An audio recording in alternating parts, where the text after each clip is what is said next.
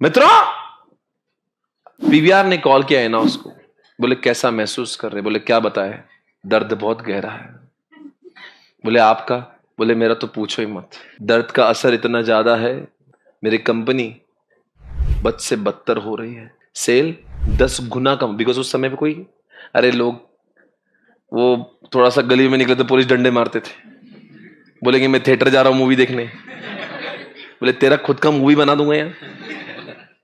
वो पहले याद था ना, लॉकडाउन में बड़े वो पेलते थे एक दूसरे को, इधर नहीं जाना, डंडे से मारते थे, वो याद है कुछ समय। और बाद में भी जब चालू हुआ तो हाथ धो के जाना, इधर करना, इधर से उधर से। आप जानते हैं ना, किसी के वो कोई भी चीज घर में आती थी वो धो धो के आती थी। अब यहाँ पे थिएटर में जाएंगे तो बापू बोलेगा एक काम कर बेटा, तू थिएटर जा रहा है ना, वापस मत आइयो।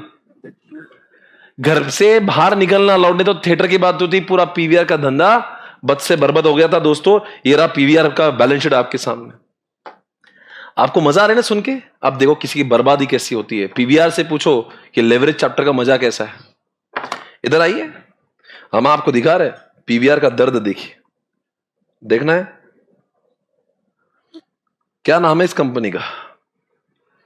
है देखो ना, देखो ना, रेवेन्यू दिख रहा है। मार्च 2020 कितना रेवेन्यू था? 3200 करोड़ के मूवी टिकट बिकते थे पहले। अब कितना हुआ? ये सेल नहीं, ये दर्द है। 3200 करोड़ का आपने सिर्फ सेल देखा ना, सेल गिरता है पर फिक्स कॉस्ट नहीं कम होती, इट विल रिमेन। जरा नीचे देखिएगा, इनके पास इनकी जो कॉस्ट है इसका नाम है डेप्रिसिएशन।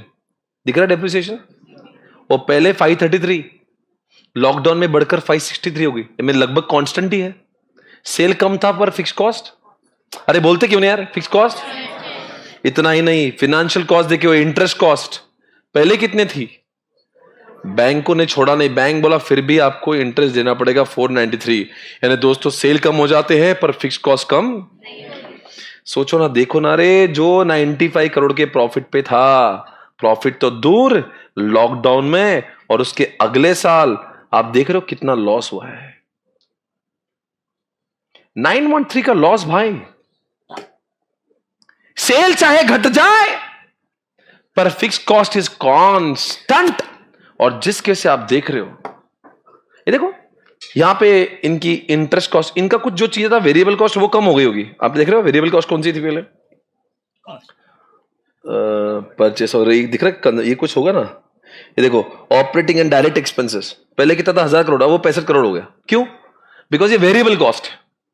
अरे यार, अरे जैसे पॉपकॉर्न की कॉस्ट, कॉस्ट जो भी उनका होगा वेरिएबल कॉस्ट, जो भी लगा, बिजली की कॉस्ट, नहीं समझे? ये कॉस्ट, बिजली की कॉस्ट वेरिएबल है क्या? कांस्टेंट है। बिजली का बिल कभी देखा है? वो यूनिट पे चलता है ना। अब थिएटर में तो यूनिट तो जले नहीं होंगे, तो इसका मतलब क्या है? देखो यहां पे ध्यान से देखना देवियों सज्जनों, ये कॉस्ट देखिए, फाइनेंशियल कॉस्ट, इंटरेस्ट 500 करोड़ पहले भी था अभी भी है, ये 533 करोड़ का डेप्रिसिएशन पहले भी था अभी भी है। आप सभी समझ रहे होंगे दोस्तों। ये बैलेंस शीट को देखने के बाद, ये पीएनएल को देखने के बाद मैं समझता है लेवरेज का दर्द कितना। जितनी फिक्स कॉस्ट ज्यादा उतनी रिस्क ज्यादा है कि कम है? ये आपको लॉकडाउन के 2021 में समझ में आ गया। कंपनी जो एक जमाने में 95 करोड़ का प्रॉफिट कर रही थी, अब प्रॉफिट 95 करोड़ का बहुत दूर की बात है। क्या हुआ भाई? 900 करोड़ का लॉस है, लॉस। जो 90 करोड़ कमा रही थी, 900 करोड़ का लॉस है। मजाक थोड़ी ना चल रहा है भैया। ये देखो जरा क्या चल रहा है। मार्च 21, एक साल में क्या से क्या हो गया देखते। बात यहां तक नहीं रुकी, मैं आज आपको आगे ले जाता हूं। मैं आज आपको दिखाने जा रहा हूं, मैं आज आपको दिखाने जा रहा हूं एयरलाइंस। एयर इंडिया जानते हो? अरे एयर इंडिया, एयर इंडिया को बेच दिया, पता है ना? किसने बेचा? गवर्नमेंट ने। किसको बेचा? क्यों? टाटा को ही बेचा। वो टाटा की ही थी पहले से। एक जमाने में भारत में एयरलाइन नहीं थी दोस्तों, गवर्नमेंट ने जबरदस्ती टाटा की एयरलाइंस को खरीद के उसको एयर इंडिया बना दिया था। रतन टाटा के जिगर का टुकड़ा था ये एयरलाइन। उनकी ख्वाहिश थी कि इंडिया के लोग उड़ाएंगे। वो एयरलाइन चलने लगी, भारत सरकार ने कहा एक काम करो, ये हमको दे दो, उसको सरकारी कंपनी बना दी है। और बनाए तो बनाए, उसको और लॉस मेकिंग बना दे, गवर्नमेंट को चलाने जमा नहीं। फिर रतन जी को बुलाया, रतन जी इधर आओ, जो भी गलती हुई हमसे माफ करे, ये आपकी एयरलाइन, प्लीज इसको चला लो। रतन टाटा एक इमोशनल व्यक्ति हुआ करते थे। उनके पापा, उनके दादा को एयरलाइन भी बड़ी पसंद थी। बहुत समय तो उन्होंने, वो खुद भी रतन टाटा पे, I think it was like he was a pilot और he used to know how to run the flight. तो उनको थोड़ा सा ज्ञान बहुत था, एयरलाइन के शौकीन थे। उन्होंने वापस से लेके आज देख रहा, आज आपने आज देखा 15% मार्केट शेयर बना दिया उसका। बहुत ही जल्दी एयर इंडिया विस्तारा मिलके भारत के टॉप मोस्ट मार्केट शेयर में। ये एयर इंडिया की बात जरा देखना क्या चल रहा है। सर इसकी बात क्यों की आपने, जरा देखो ना, देखो देखो, मजाक चल रही है। ये देखो कितना लॉस, कितना लॉस।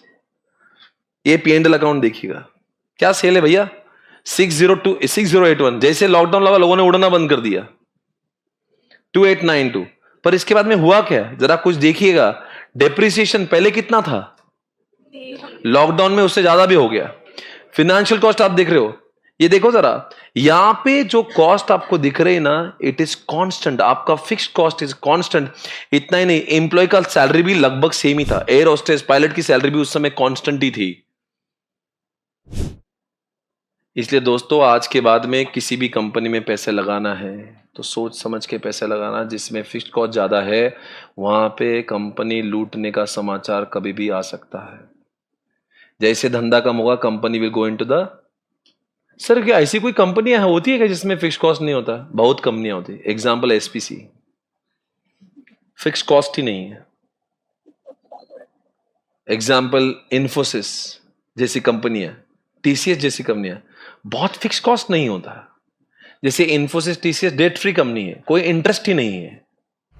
और जितने भी इन्फोसिस टीसीएस ने जो ऑफिसेस लिए ना, उसका वो नाम मात्र कोई रेंट या ऐसा कुछ देते हैं। जैसे एसपीसी के पास में आज कुछ बहुत ज्यादा नाम मात्र हम लोग कुछ करते हैं, ज्यादा हमारे पास फिक्स कॉस्ट नहीं है। आज एसपीसी क्लासेस में अगर आप देखो तो मेरे पास में जितना मैं काम करता हूं उसके कंपैरिजन में जो मेरी फिक्स कॉस्ट है वो नहीं के बराबर ही की है। कल से कि अगर आप लॉकडाउन फिर से एक बार लग गया तो मुझे दर्द नहीं होगा, क्योंकि मेरा सेल भले ही कम होगा पर मेरी कॉस्ट वैसी भी फिक्स कुछ नहीं है। नहीं समझा आप मैं क्या बोल रहा हूं? अरे समझ रहे मैं क्या बोल रहा हूं? तो मुझे कोई बहुत कुछ इंटरेस्ट पे मैंने पैसे कुछ लिए नहीं है, मेरे ऊपर बहुत कोई रेंटल है नहीं। Are you able to understand what I am saying? तो इस तरह से मेरे ऊपर दर्द वाला काम नहीं है। तो मेरे पास क्या नहीं है, लेवरेज नहीं, क्योंकि मेरे पास फिक्स कॉस्ट नहीं है। ऐसे जैसे एग्जांपल कल के आपने सीए फर्म डाल दिया, तो सीए फर्म का भी लेवरेज नहीं के बराबर होता है। क्योंकि सीए फर्म में क्या होता है, एक छोटे से ऑफिस में आप काम चालू करते हो, आपको पैसे बहुत स्टार्ट करने के लिए लगते नहीं, क्योंकि आपको कोई मैन्युफैक्चरिंग प्लांट लैंड की जरूरत आपको पड़ती है नहीं। 10-20 लैपटॉप लेके आपका काम चालू हो जाता है। तो आपके ऊपर फिक्स कॉस्ट का बर्डन एज सच बहुत होता नहीं है। तो कल से अगर मान लो लॉकडाउन आके 2 साल अगर आप सीए का ऑफिस बंद भी हो जाए तो ऐसी बहुत करोड़ों की फिक्स कॉस्ट तो होती नहीं, 2-4 लाख रुपए की फिक्स कॉस्ट होंगी जो रेंट वेंट का आपने दिया होगा, बाकी आपके बड़ा ऊपर कुछ नहीं। पर बहुत सारी कंपनियों ने क्या किया होता है, जैसे अड्डानी 2 लाख करोड़ का डेट लिया हुआ है, उसके क्या इसमें क्या होगा, लॉकडाउन लगे कुछ लगे इंटरेस्ट तो भरना ही पड़ेगा ऐसे समय पे। इसलिए दोस्तों अगर मैं देखता हूं, एक बार इसको देख ले, प्रॉफिट दिख रहा है आपको 504 करोड़, और यहां पे प्रॉफिट देखो कितना है, 2036 का लॉस। मतलब जो प्रॉफिट तो दूर, समझ रहे कब की बात है, जब आपका सेल कम हो जाता है। आपको 2 रियल लाइफ एग्जांपल दिखे।